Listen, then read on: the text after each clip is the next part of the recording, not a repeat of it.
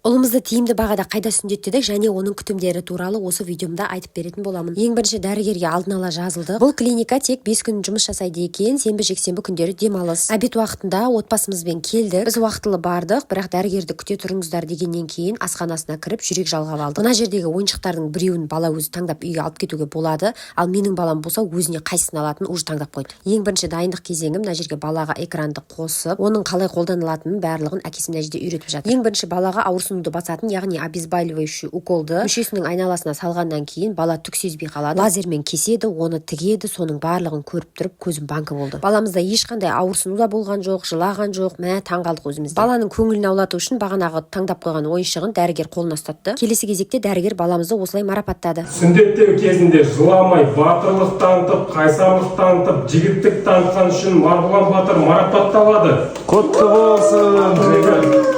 Сүндеттеудің жалпы бағасы акциямен 25 мың теңге, оған осындай медаль, баланың қалаған ойыншығы, марапаты және де дәрі-дәрмектері, одан бөлек арнайы трусыйы кіреді.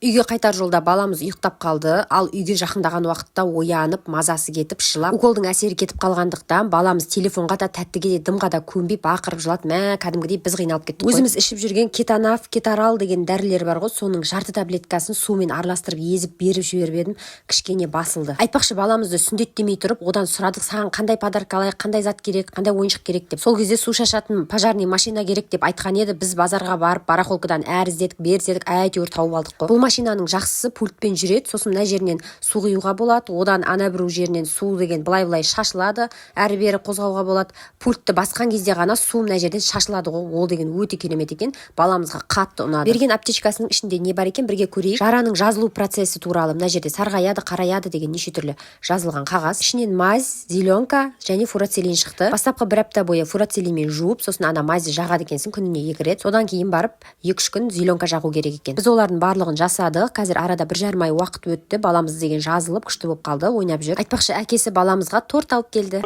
Не торт? Жігіт болғаным үшін де. Жігіт болғаным үшін торт. Сүндетке отырдым де.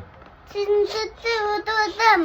Достар, айтпақшы, біз баламызды шілденің 28 күні сүндеттедік. Негізі жаз мезгілінде сүндеттеуге болмайды, күн салқын кезде сүндеттеу керек деп айтып жатыр жұрттар. Ал сіздердің ойларыңыз қандай? Комментарияға жаза кетіңіздер.